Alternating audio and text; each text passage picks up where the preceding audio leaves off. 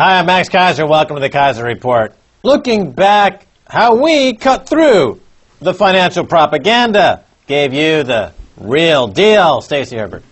Yes, Max, this is the last Keiser Report of 2011, and we're going to look forward into 2012, as many are doing. But I want to look back to 2010 at the same time, when we were looking forward to what would happen with 2011. And first I want to turn to this little clip here, and we're discussing a story about Bank of America, and they had bought 439 URLs, like bankofamerica.sucks.com, bankofamerica.blows.com, brianmoynihansucks.com, and blows.com, in order to avoid any activists or global insurrection against banker occupation targeting them online. Here's your response to that. So let me get this straight. Bank of America, to avoid a public relations problem, went out and bought brianmoynihansucks.com. The CEO of Bank of America, Brian Moynihan, sucks. BrianMoynihanBlows.com, to avoid a public relations problem. And also, of course, in this propaganda war, you want to cover up your crimes of financial terrorism as best as you can, and the people on the internet who suss this stuff out quick, you try to divert attention from them, because God forbid Bank of America should be transparent or obey the law in any way, shape, or form. No, no, no. They want to blow themselves up and everyone around them, because Brian Moynihan sucks.com. What else you got? Now, Brian Moynihan is still there. Their share price, though, down below 6, touched $5 recently. So that's a form of propaganda, using URLs or domain names, or the absence of those who want to express their dissenting opinion to acquire domain names.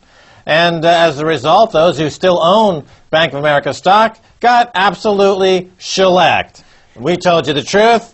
We could have helped you avoid a major beating. Yes, and that's probably a theme we're still going to see going forward in 2012, Max, because the same guys are still there. Shareholders and, in fact, the Department of Justice refused to remove Brian Moynihan from Bank of America, which everybody knows was obviously a criminal enterprise. They're always settling lawsuits, civil lawsuits with the SEC. But he's still there, and because of that, because the shareholders will not force him out, they're down 60% on last year at this time. Yeah, and there's talk amongst the banking analyst community that Bank of America stock is going to go to 50 cents a share in the next 6 to 12 months. Well, the other thing you predicted, you forecasted from last year's New Year's Eve show, the second New Year's Eve show we did from London, where we were trapped during the snowstorm, was we covered a story from Francis Fukuyama, who had asked whether or not America was a plutocracy, and his conclusion was that yes, it was, that the rich have an outsized sort of power over the political process. Here's your response.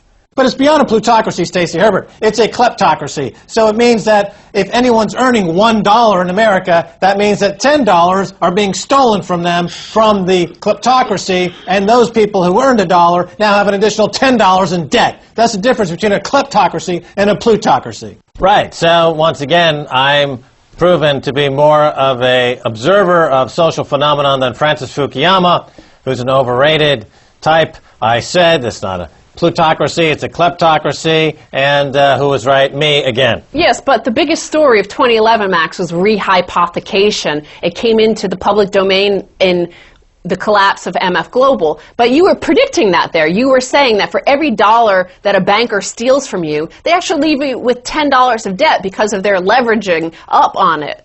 Well, let's look at this for a second, because there's a myth out there, it's called fractional reserve banking, that a bank will have $1 of deposits and they'll issue $10 in loans. That's not the way it's done anymore. Banks have zero in deposits. They've all put their deposits outside of their balance sheet because it's considered too much of a liability. And they just make loans endogenously from nowhere, and they create a Ponzi scheme of multiple layers of debt. But now the new stage is to go even deeper with this rehypothecation scam, and we see this at J.P. Morgan. Not only don't they have any reserves, that they're not placing any collateral to make loans, but they're just stealing people's money out of their accounts as collateral to make loans off their balance sheet on the dark pools, to offset their short silver positions and other nightmarish balance sheet items as a way to try to extricate themselves from their own fraud. So this is the trend going forward. It's not even zero reserve banking, it's negative reserve banking. Well, let's see where this is going in the new year. Some of the predictions being made by banks and bloggers around the world. Saxo Bank outrageous predictions for 2012, the perfect storm.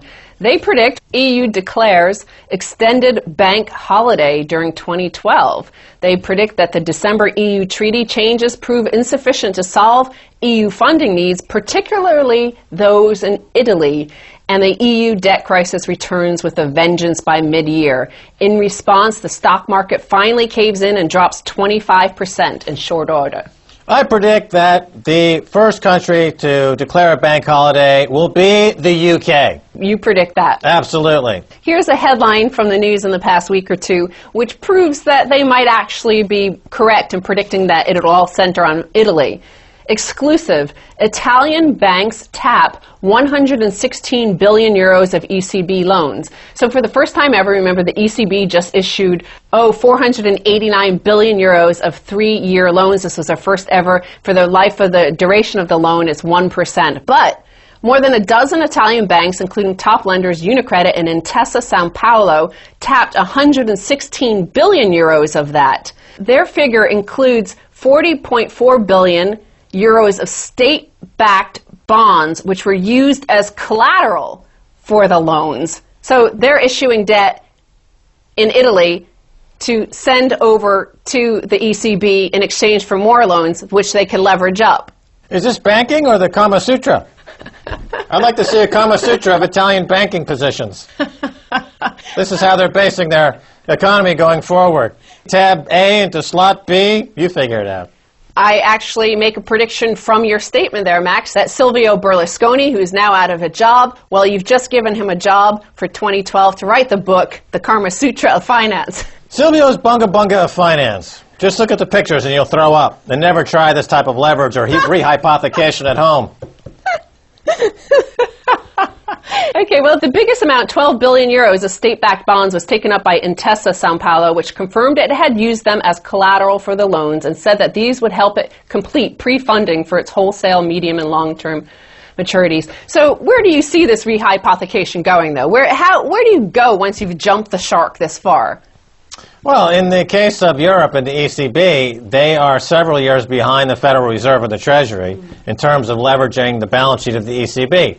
So they have 5 to 10 trillion in fresh loans, however they construct it, and whatever trick they may use, accounting methodology.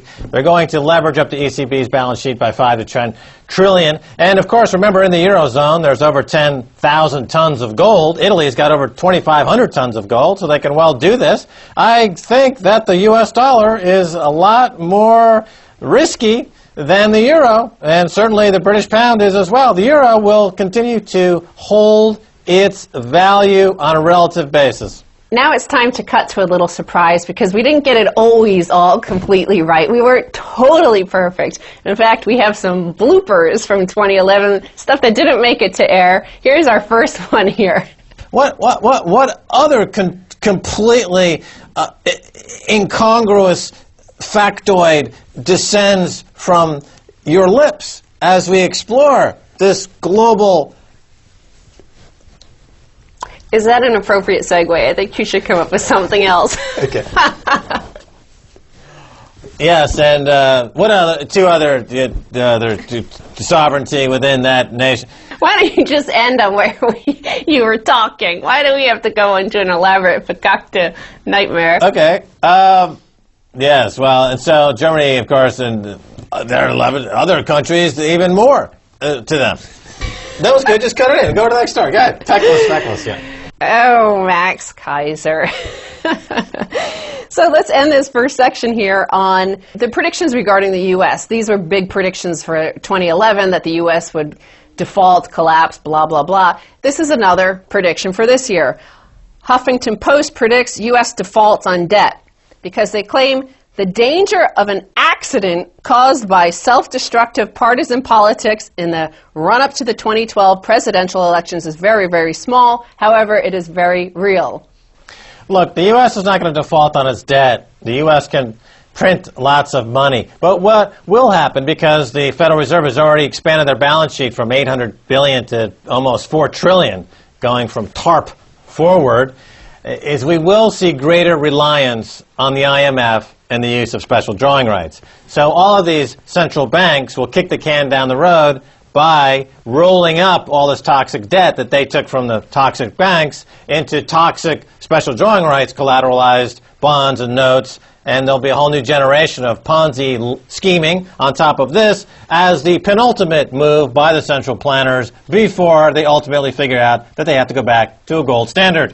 Yes, but Max, don't you think, however, that you see so many absurd candidates spouting absurd, bizarre stuff in America that even though they can print money and they don't need to default, don't you think it might be so bonkers that you might have like this bizarre situation that they actually do?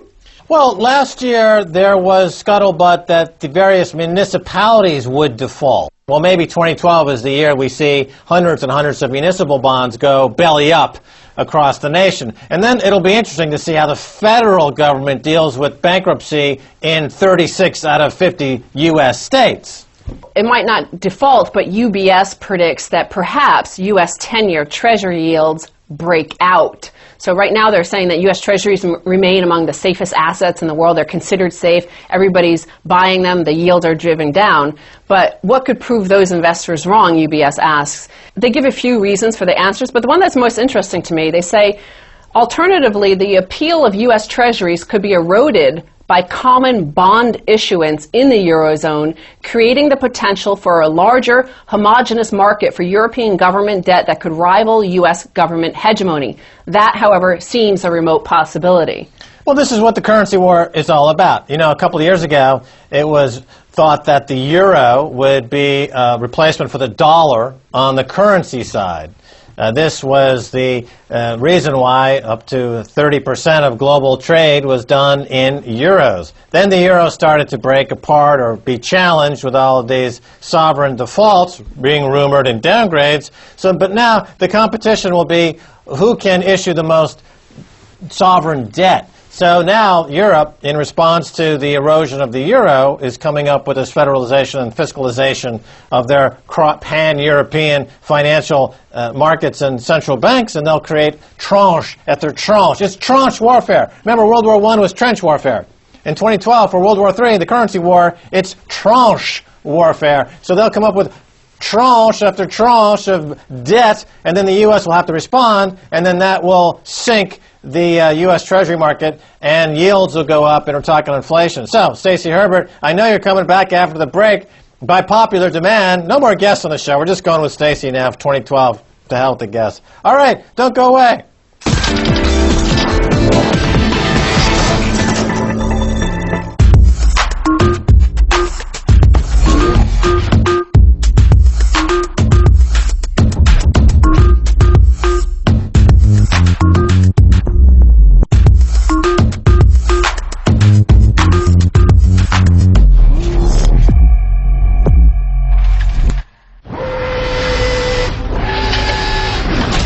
Welcome to the future.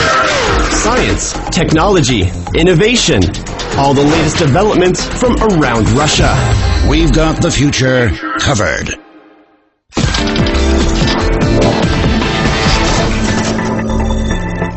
Welcome back to the Keiser Report. I'm Max Keiser with Stacy Herbert. Time to find out what your predictions were at facebook.com/Max Keiser. Stacy Herbert.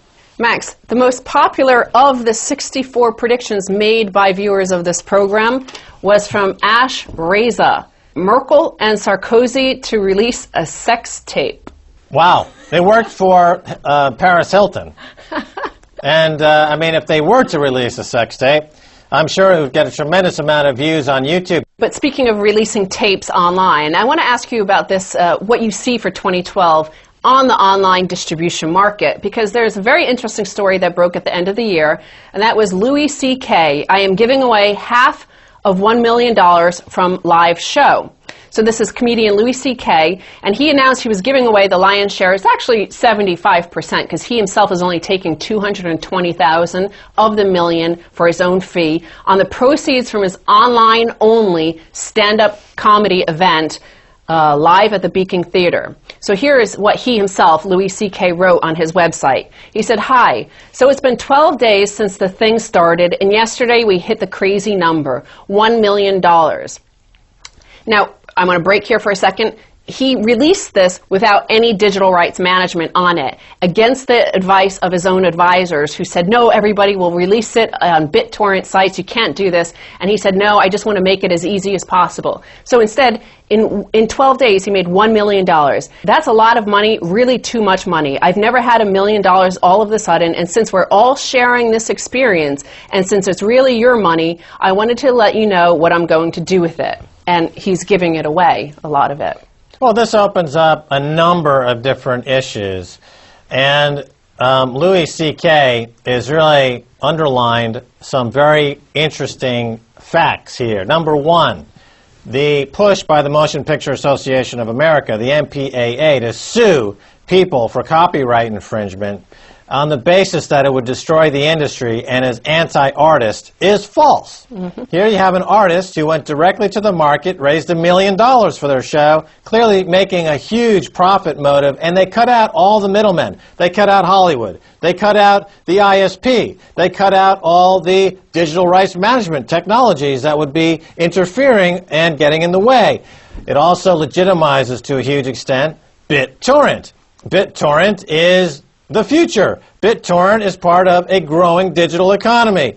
To let the MPAA, they represent only 250,000 of Americans in Hollywood who make over-budgeted monstrosity of films at the expense of free speech and technological innovation. And innovation is a monstrosity, and he had legislation like Stop Online Piracy Act, which I don't think it got passed in the end because it's clearly not in the public's interest. So these are just 2 or 3 trends that this is now exemplifying. And another big one, an ancillary trend that I see moving forward in 2012 is the emergence of Bitcoins. Yeah, well, let's stay on this story here because I think this is a very interesting one, and that is that Steve Jobs had made the same argument to the record industry. He said, they're going to continue downloading your music illegally unless you offer them an easy way to purchase it. And this is what Louis C.K. has done. If you make it easy for the people to download and share amongst themselves, they will pay for it. Well, it also disrupts the model of what's called the Hollywood model of spending 50% of the film's budget on marketing. Yeah. Let's take the latest Tom Cruise movie, for example. Maybe it cost $200 million to make. They'll spend $100 million on marketing to create that first weekend box office illusion of a success, and then they sell forward based on that and created illusion of success due to $100 million of marketing spend. Here's Louis C.K., who didn't spend any marketing dollars. He simply put out a product of quality. People paid for quality. That means that unless you're willing to come to market with quality, you're not going to get paid. So this is actually great for the artists. So that's a myth that the MPAA and the RIAA, the Recording Industry Association of America, like to put forward, that this is bad for artists. No, it's great for artists. They make lots more money than they would in the current system. This has got to be encouraged going forward. And now let's turn back to some more viewer predictions, and this one comes from Leah Cabrera, and she predicts that John Corzine is acquitted on all counts of financial pedophilia. Well, financial pedophilia is a new statute that was first revealed here. Yeah, we talked about it a couple of years ago, actually. And we had a scholar, legal scholar, talking about the introduction of financial pornography and pedophilia as a classification of financial crime as a deterrent. And he should be brought up on financial pedophilia, and he will get off because Jamie Dimon will just make a call to whoever he needs to make a call to, and he'll get off scot-free. But let's move on to the other big prediction. A lot of people, a lot of banks, a lot of bloggers are making this one. The Chinese economic miracle falters. Too many U.S. T-bills tying it to post-industrial Western economies is part of the reason. But in fact, they say that the most serious economic damage will come to Australia, who's basically gone long, all in on this bet of China sustaining their economy and their housing market bubble. Yeah, this is interesting because a couple of years ago, the theory was decoupling. That China's economy would grow fast and that it would leave America's economy in the dust. Then, as it started to come clearer that with all the ghost cities that were being built and the incredible lying by the government in terms of their GDP numbers, that the decoupling theory was rechristened as reverse decoupling, that the U.S. economy was going to grow in spite of a falling apart China. Now in 2012, what we have is a mutually destructive decoupling, mutual decoupling. Both China and the U.S. and those reliant on Chinese fake GDP reporting, like Australia and Canada, are all collapsing. So this is now the end of that last harbor of growth in those economies, China, Australia, Canada. You know, the Canadian real estate market, Vancouver, for example, is now on the descent. So now we're talking about a huge crash in Canadian real estate, as was predicted on this show. Well, Max, it's not so cut and dry because two legendary investors who are right now, as we speak, in a war of words over this issue. Marc Faber, Jim Rogers clash over China and commodities, agree on gold. They're actually having a slanging match via the media. On CNBC, it started with Marc Faber, who said that he was more worried about a Chinese economic downturn than recession in Europe. Jim Rogers responded to that and said, Marc still does not understand China. There are going to be several hard landings in the next few years, but China's will be less hard overall than others, such as Greece and the U.S., he told CNBC. Marc responded saying, well, he's been wrong on lots of things, Jim Rogers.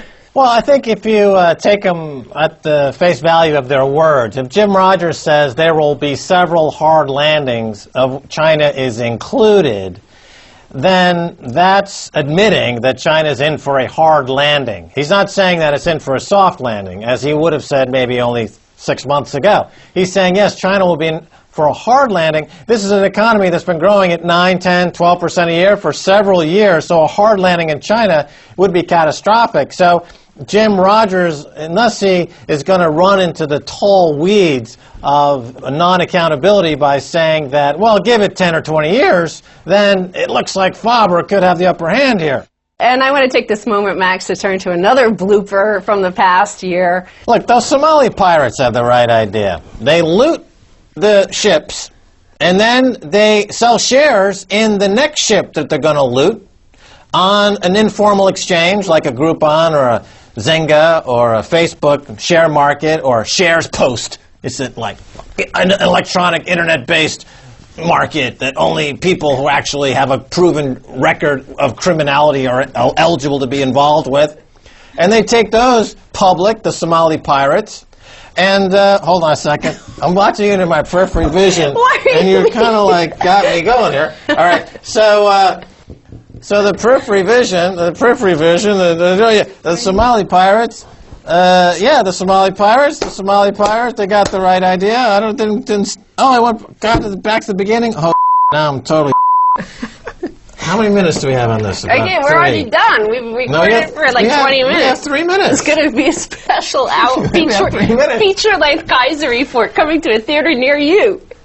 Well, again, we were onto something. We could release a feature-length Keiser Report online, just like Louis C.K. They should raise money to send us to Somalia to do a report on the pirates. You know, let's raise money on piratemyfilm.com. I'm not going to Somalia. Anyway, you know, there are lots of predictions being made about elections. The U.S. election is, of course, the big one in the news. But I want to look at the French election because, of course, how the economy is doing and how people feel about the economy is very crucial whether an incumbent gets re-elected.